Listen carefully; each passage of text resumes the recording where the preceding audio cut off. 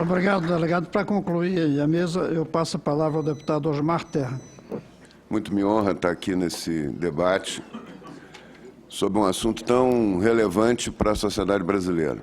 Nós não estamos discutindo aqui um assunto pequeno, nós estamos discutindo algo que terá impacto, e tem e terá um impacto muito grande no futuro da sociedade brasileira, no futuro da saúde pública, no futuro da segurança, né, da nossa gente. Eu queria cumprimentar os que me antecederam. Eu achei, assim, exposições de altíssimo valor, inclusive de altíssimo valor científico, e que acho que qualificam muito o debate que aqui está sendo feito.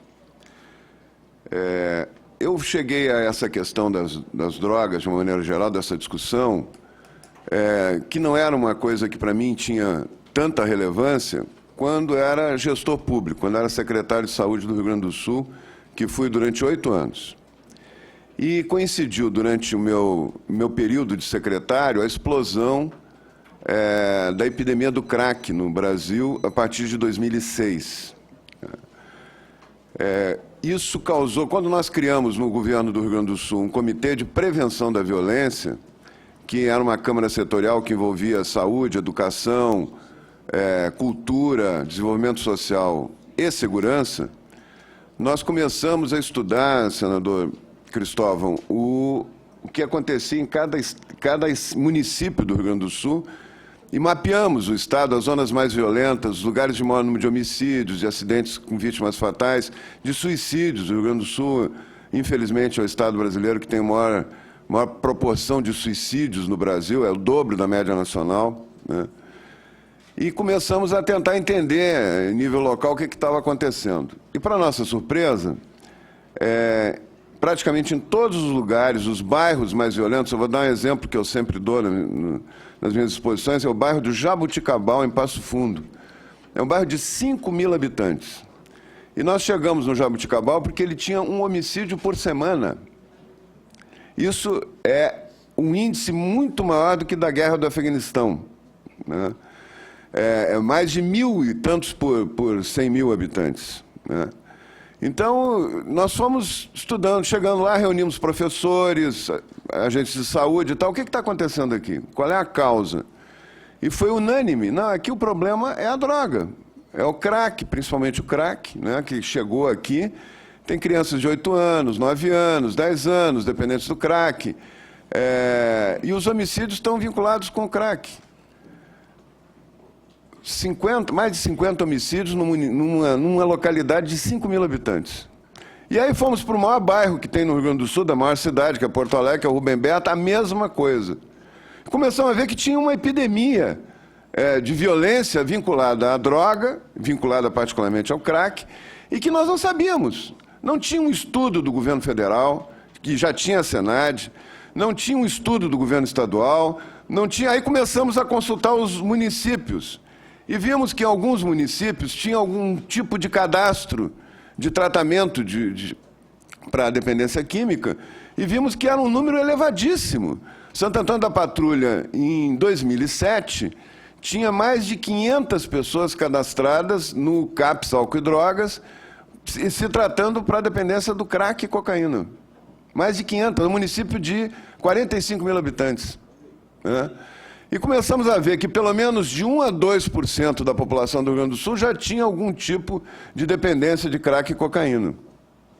Todos os lugares, os juízes da infância e adolescência diziam a mesma coisa. Em alguns lugares, como Montenegro, foi feita uma pesquisa de casa em casa para ver indícios de dependência química, de uso de drogas. Chegaram à conclusão que 2% da população de Montenegro tinha algum tipo de dependência em relação ao crack, fora as outras drogas, né? E aí começamos a nos aprofundar nessa questão, criamos um programa, junto com o Programa de Prevenção da Violência, criamos um programa para enfrentamento às drogas, né? E começamos a estudar no mundo esse problema. Onde é que tinha boas experiências, porque a questão das drogas é muito simples. Se elas causam um dano tão grande, nós temos que reduzir a oferta e reduzir o consumo. Não tem outra lógica, né? Não tem uma lógica que diga, não, a droga, nós temos que aumentar o consumo, porque aí diminui a violência, né? Não existe essa regra. E ela é muito associada à violência. Só um dado importante. A dependência, o Hospital de Clínicas, a equipe do Dr. Flávio Pechansky, no Rio Grande do Sul, que os nossos psiquiatras aqui conhecem, ele é a referência da Senad em pesquisa sobre drogas. E eles, no ano de 2009, se debruçaram sobre a questão dos acidentes com vítimas fatais, né, no Rio Grande do Sul. E durante todo o ano, os 2 principais pronto-socorros de Porto Alegre, que atendem a região metropolitana, todas as pessoas vítimas fatais de acidente de automóvel ou com lesões graves por acidente de automóvel foram investigadas. E foi feito o exame toxicológico. E a surpresa para todos, inclusive para nós que depois lemos o relatório, é que a maior causa de morte por uso de drogas nos acidentes de automóvel na Grande Porto Alegre foi a maconha, não foi o álcool. O álcool foi a segunda droga. E a terceira, a cocaína. Esse estudo, inclusive, foi divulgado pela Senad. Está publicado e divulgado pela Senad. Isso mostra que existem componentes, existem situações que levam a óbito, levam à violência, direto ou indiretamente relacionado com todas as drogas que nós estamos discutindo. Quando nós discutimos a questão das drogas também, nós não podemos ignorar um movimento pela liberação das drogas, que é um movimento articulado, que tem inclusive a grande imprensa. Os maiores jornais do Brasil defendem a liberação das drogas. O jornal Folha de São Paulo, do dia 29 de junho de 2011, vocês podem conferir, tem um editorial de uma página inteira, um editorial num dia de domingo, a Folha de domingo, que diz o seguinte: nós temos que liberar as drogas no Brasil. E a estratégia primeiro é descriminalizar o uso, depois é liberar a maconha, e depois liberar todas as drogas e deixar que o mercado regule, porque isso é a solução para a violência, para os problemas que nós temos hoje no Brasil. Existe uma intenção organizada nessa direção. Para discutir isso, eu queria só pegar alguns pontos, que eu acho que a maior parte das coisas que eu queria falar já foram faladas aqui. Eu queria chamar a atenção para alguns pontos baseados na ciência, porque não tem como discutir a fronteira da mente humana, que é uma fronteira que pode até de uma seita religiosa a uma seita ideológica pode definir como é que é a mente humana. Não tem como a gente discutir isso sem se basear primariamente na ciência. Então, eu queria só passar alguns pontos, vou passar muito rápido, pode passar o seguinte. Nem sempre, aqui minha preocupação é de gestor público. Nem sempre as políticas públicas e as leis correspondem ao conhecimento baseado em evidências. Ideologias e preconceitos influenciam e causam tragédias em grande escala. Esse sujeito aí é o Lysenko. Só um exemplo. O Lysenko era o homem que cuidava das políticas da ciência na União Soviética no tempo do Stalin, da aplicação da ciência. Só que ele tinha um viés, ele era lamarquista, ele acreditava nas teorias do Lamarck, que não tem evidência científica nenhuma. Mas eles achavam que esfriando, por exemplo, uma semente de trigo, durante um ano, aquela semente se adaptaria ao frio e daria trigo no inverno da Rússia. Ele apresentou isso como uma grande proposta para aumentar a produção de alimentos na União Soviética. E esse sujeito aí, que era um geneticista, um dos grandes geneticistas da época, o Nikolai Vavilov, foi contra. Ele disse: isso aí é um absurdo. Se não tem uma mudança no gene do trigo, não vai dar nada. Vai ser um fracasso essa política. Resultado, o Lysenko era muito influente, junto a Stalin, mandou prender o Vavilov. E o Vavilov morreu na prisão na União Soviética por ter dito isso. E o resultado da política do Lysenko foi a grande fome da União Soviética de 30 e 32, que não produziu nenhum trigo, aquela semente esfriada, e causou uma destruição em grande escala. Quando nós falamos da dependência química e das drogas, nós estamos falando do efeito que elas causam no cérebro. Não tem como escapar disso também. E no efeito como ela é intermediada pelos neurônios. Esse efeito é intermediado pelos neurônios. Os neurônios trabalham em rede, produzem sinais elétricos, são transformados. Quando chegam no finalzinho do neurônio, lá na pontinha, eles liberam uma substância química que se liga ao neurônio seguinte, essas chaves que foram faladas aqui, liberam o funcionamento, um uma nova atividade elétrica no neurônio seguinte. Nós temos 100 bilhões de neurônios. Cada neurônio, no início da vida, se relaciona com 15 mil outros neurônios por conexões. Já no primeiro e no segundo ano de vida, já chega a 15 a 18 mil conexões por neurônio.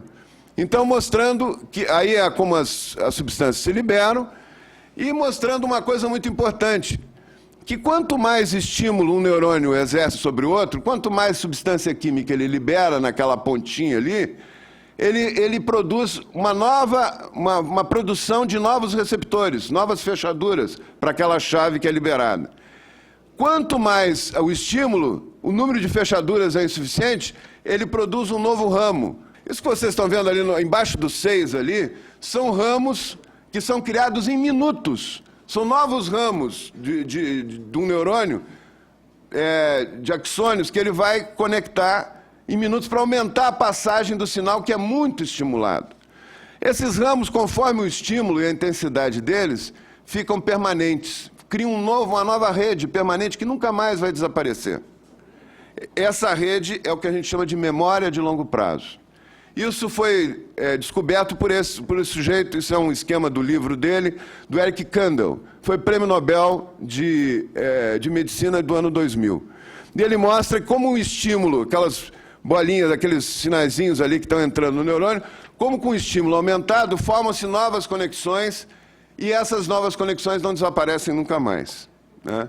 Essas conexões, quando são criadas, nossa vida é memória, minha gente. Nós somos as nossas memórias. Desde o útero, nós formamos uma quantidade incrível de novas memórias que vão nos permitir nos orientar no mundo, né? Saber o que tem risco, saber o que não tem, nos orientar para a vida, né? Sentir o que é frio, o que é calor. Tudo isso se organiza muito rápido no cérebro humano nos primeiros 3 anos de vida. E depois se estabiliza até os 9 anos e na puberdade diminui, porque o cérebro se especializa para ser mais eficiente. Tudo que não foi muito estimulado, ele deleta e fica só com o que foi mais estimulado. Se nesse período crítico, dos 9 anos até os 18 anos, existe uma estimulação atípica, uma estimulação muito grande, forma uma nova memória poderosíssima, que nunca mais vai desaparecer. Por isso que os adolescentes, em número muito maior do que os adultos, ficam dependentes das drogas, quando eles começam a usar na adolescência. Chega, segundo o NIDA, 50% dos adolescentes que usam regularmente maconha ficam dependentes da maconha, enquanto adultos é 11%. Né? Nós estamos falando aqui de coisas, senador Cristóvão, que podem impactar conforme o discurso, inclusive, das lideranças políticas. Por isso que eu acho um risco muito grande quando o que acontece no Uruguai, acontece em outros lugares, quando passam a ideia de que isso não tem problema, que o uso das drogas pode ser um uso sem risco maior para as pessoas. Porque nós estamos fazendo milhões de jovens acharem que isso não é problema e milhões de jovens aumentarem o consumo e se dirigirem para esse tipo de consumo. Esse centro onde se estabiliza, onde se dá essa nova memória, é na dopamina. Todas as drogas que produzem dependência química utilizam a dopamina. São os neurônios dopaminérgicos que criam isso.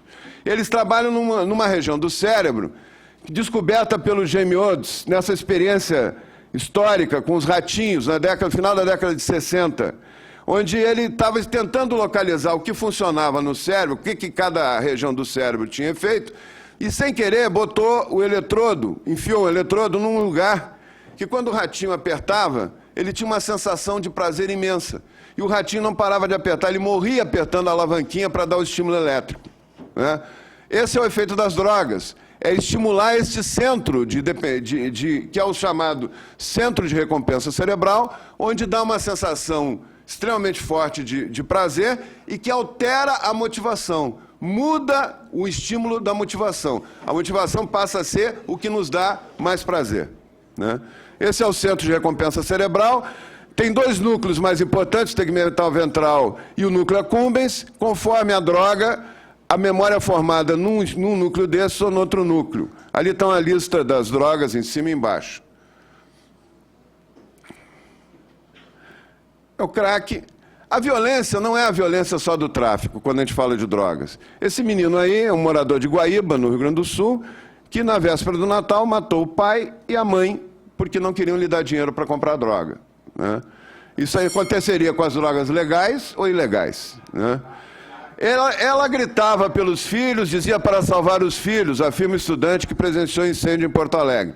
Isso foi um sujeito que matou, jogou a mulher da janela e botou fogo no apartamento, matou os 2 filhos. Isso é uma violência que não tem nada a ver com o tráfico, é violência pelo transtorno mental que a droga causa. Esse é o ponto. A violência das drogas está muito mais vinculada ao transtorno mental que elas causam do que as drogas propriamente ditas. São as cracolândias. Aqui é a história natural dos usuários de crack. 25% estão mortos no 5º ano de vida, no 5º ano de uso. Está ali, a fonte está nos estudos, são estudos da Unifesp, tem todo, eu posso passar os slides para vocês. Isso aqui é um dado muito importante. Isso é um estudo do INSS sobre auxílio-doença. O auxílio-doença do INSS, até 2006, a maior causa por dependência química era álcool. De 2007 para cá, explode a epidemia do crack, que é negada, inclusive, por setores da saúde mental do Ministério da Saúde. Em 2012, o crack e a cocaína, que eram menos que o álcool em 2006, mesmo sem alterar a curva do álcool, já são 4 vezes o uso já são responsáveis por 4 vezes a dependência. A guerra às drogas, é bom lembrar que a primeira guerra às drogas foi para legalizar, não foi para proibir. Então nós estamos falando da guerra do ópio. Muita gente fala, a maconha é uma plantinha, como é que vamos proibir uma planta, coisa natural e tal, a planta está aí, ó. Essa plantinha é mais bonita que a da maconha ainda. É a que produz a heroína, produz o ópio, é a papoula.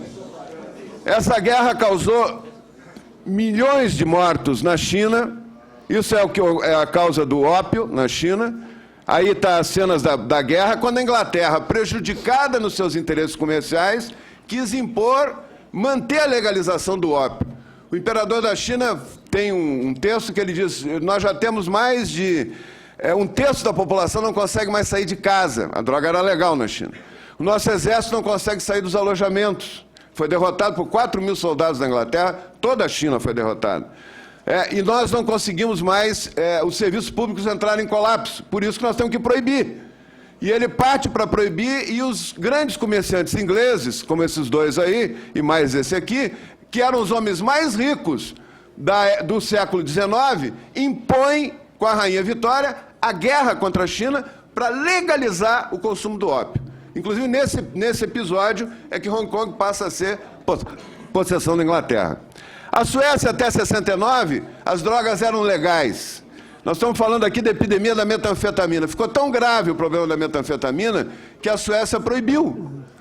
E baixou a lei dos 10 pontos, que é uma lei muito dura, como já foi falado aqui, e que reduziu muito o consumo de drogas, reduziu muito os problemas de saúde pública e melhorou muito os problemas de segurança. Para vocês terem uma ideia, a Suécia tem a população do Rio Grande do Sul e no ano de 2012 teve 60 homicídios. O Rio Grande do Sul teve 2.000 homicídios. A Suécia teve 124 acidentes de automóvel.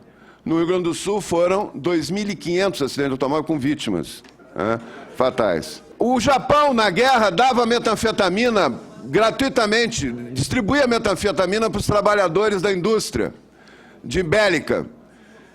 Quando ele termina a guerra, ele sai com 2 milhões de dependentes químicos da metanfetamina. Baixou uma lei muito rigorosa em 48, que o tráfico estava dominando, estava um problema gravíssimo no Japão, ele não liberou, ele baixa uma lei dura. Em 54 chega a prender 56 mil pessoas, tirar da rua 56 mil pessoas que distribuíam droga, e em 58 só 271 pessoas são presas. Por quê? Porque acabou a epidemia. Nós estamos falando não só de drogas, nós estamos falando de períodos de epidemia como nós estamos vivendo hoje no Brasil. O crack, aí, só a política americana, no tempo da Guerra do Vietnã, era quase livre o consumo da maconha nos Estados Unidos, do Woodstock, era quase livre. Quando se associa ao consumo de outras drogas, que é associado, começa um aumento incrível de consumo de droga nos Estados Unidos, uma epidemia na década de 80, eles traçam uma política de tolerância zero e reduzem. Hoje os Estados Unidos têm a metade dos homicídios que tem no Brasil, que tinha na década de 80. E muito, infinitamente menor que o do Brasil. O Brasil tem o dobro, porque não tem uma política nessa área. Então, vários transtornos mentais prévios facilitam a dependência da droga. Como também o consumo da maconha aumenta transtornos mentais graves, psicoses.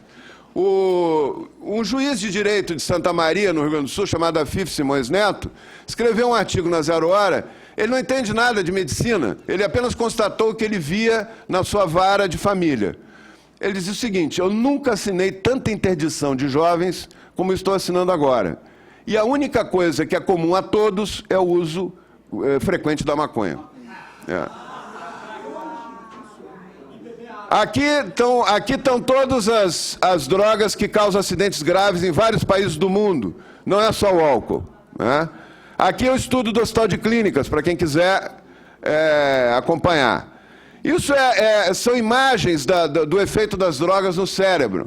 Isso aqui é o uso de um cérebro na esquerda, um cérebro normal, e na direita, um cérebro afetado pelo uso frequente da cocaína.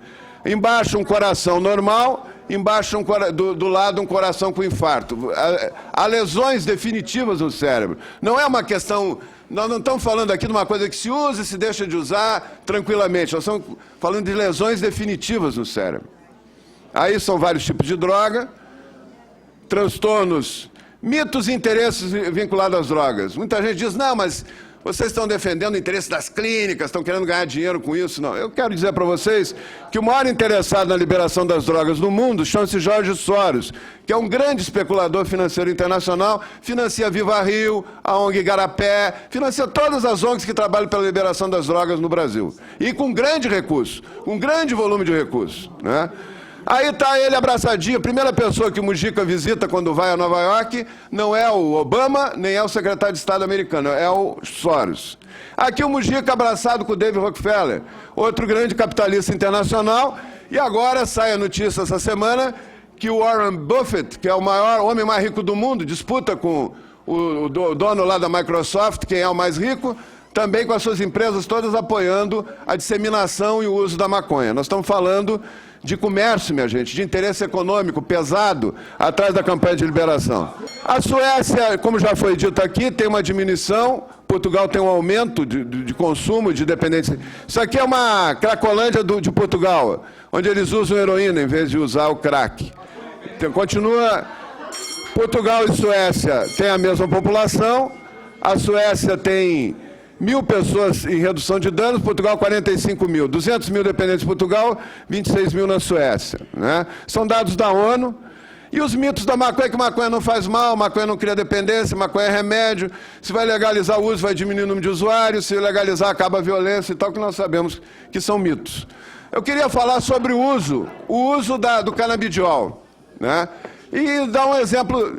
Eu, como médico, cansei de receitar, em situações extremas, cansei de receitar a morfina. A morfina é um derivado da papoula, que vem do ópio e que é uma substância química separada, isolada da molécula e usada especificamente para aquela finalidade. Tem os seus efeitos, como falou a doutora Ana Cecília, a heroína foi abandonada porque causava um dano muito maior ainda do que o benefício que causava. Todas as plantas, todo o veneno dos animais, todos têm substâncias que causam benefício e que causam estrago, e que causam danos. O veneno da jararaca tem um poderoso vasodilatador, a bradicinina, que é hoje o remédio mais usado para pressão alta. Se separou a molécula e se usa. Isso não pode ser pretexto para receitar picada de jararaca para quem está com pressão alta. A mesma coisa, senador, se eu puder ir para o final aqui na minha exposição. Eu quero dizer que a mesma coisa se aplica à maconha. Deputado, um momento. Se continuar com esse comportamento, terminada a apresentação deles, eu passarei a palavra aos parlamentares e encerrarei a sessão. Porque não faz sentido vocês terem 63 nomes inscritos e quererem falar no meio dos que aqui estão. Até porque, quando as perguntas forem feitas, se cada um, nas 63 perguntas, se comportarem com torcidas, isso não é mais um debate, é um caos completo. Então, eu peço silêncio. Se não houver, eu vou suspender o debate posterior ao ouvir os parlamentares. E aí vão prejudicar, inclusive, aqueles que se inscreveram e que estão se comportando, ouvindo o que está dizendo. Querem contestar o deputado? Vocês vão ter tempo depois. Então, fica aqui afirmada a decisão. Eu espero que vocês se ajudem a que haja um debate. O risco que nós temos com a questão do canabidiol, eu acho até que o canabidiol pode ter efeitos, a molécula específica do canabidiol pode ter efeitos importantes, pode ter. Não, acho que o padre Aníbal mostrou, e com precisão científica, que ainda não tem, a Ana Cecília também, não tem nenhum efeito combinado. Mas vamos supor que tenha. Se pega a molécula do canabidiol e se usa. Isso não pode ser desculpa para fumar maconha. Né? Essa que é a questão, isso que está acontecendo nos Estados Unidos.